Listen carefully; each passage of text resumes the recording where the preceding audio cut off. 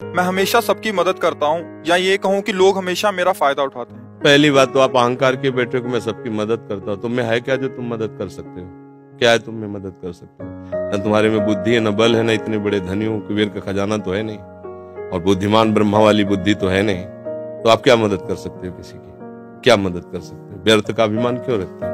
भगवान कृपा करके यदि किसी को एक लोटा पानी तुमसे पिलवा रहे हैं तो इस बात को ऐसे क्यों नहीं देखते हो कि भगवान कृपा करके इन रूपों में मेरी सेवा स्वीकार कर रहे हैं, मैं मदद। इसीलिए तो तुम्हें क्रोध आ रहा है, क्योंकि कामा संजायते क्रोधा, क्रोधा स्मृति विभ्रमा, स्मृति भ्रंशात बुद्धिनाशो, बुद्धिनाशात प्रणश्यति। तुम ये कामना किए बैठे हो कि मैं दूसरों की सेवा करता हूं और दूसरे मेरी बात नहीं मानते, मेरी ये सेवा नहीं हुई।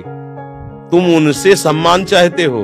हमने तुमको पानी पिलाया, तुम्हें प्रणाम करो, हमारी बात मानो, हमारे अनुकूल चलो। इसे सेवा थोड़ी कहते हैं। सेवा कहते हैं नेकी कर दरिया में डाल।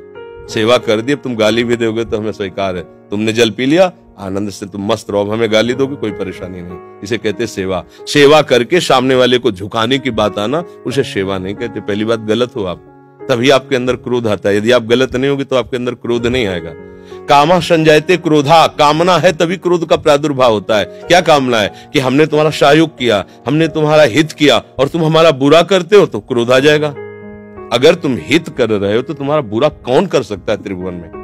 किसी की ताकत नहीं। हमारा कर्म ही बुरा हमारे सामने आता है। जैसे हम अभी वर्तमान में वो पाप नहीं किए जिसमें हमारे ऊपर ब्लेम लगाया गया है। इस समय तुम बिल्कुल निर्दोष हो, लेकिन वो दोष जो तुमने गुप्त रूप से किया तुम्हें बख्शेगा नहीं। तुम लाख जगह रो, लाख जगह तुम प्रार्थना करो, वो तुम्हें दंड दे के रहेगा। कर्म बड़ा बलवान होता है।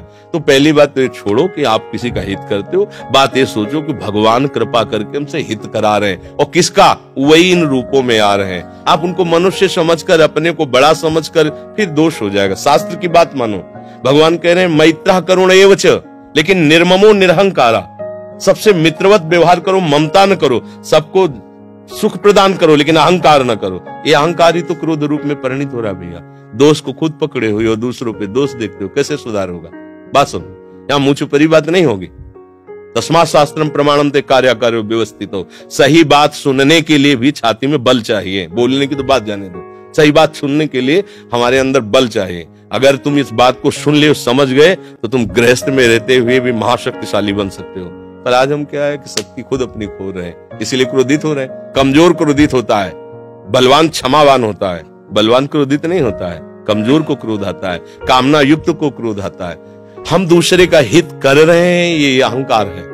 हम एक यंत्र हैं, भगवान यंत्री हैं, वो जैसा हमसे करवा रहे वैसा हो रहा है। हमें ये भावना रखनी है, हम करने लायक हैं। एक श्वास भी नहीं ले सकते इस तरह में, ऐसे भी नहीं कर सकते। अगर वहां से ऑफ हो जाए तो तुम एक श्वास नहीं ले सकते, फिर क्या होगा?